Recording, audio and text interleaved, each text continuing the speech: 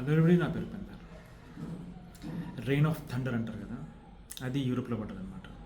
అది ఎక్కడ? In the country of Netherlands.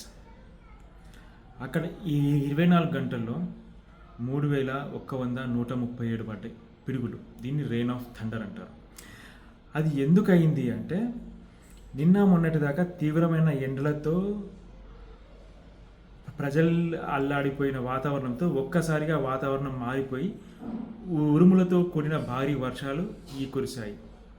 దాని వలన 24 గంటల్లో 3 లక్షలకు పైగా పిడుగులు పడటం ఇదే తొలిసారి. గత వారంలో ఒక్కరోజు 1,88,000 పిడుగులు పడ్డాయి.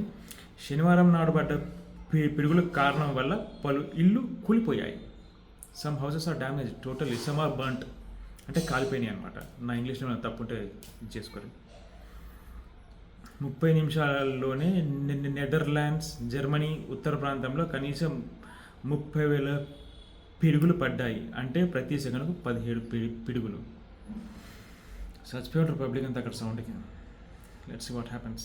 Thank you.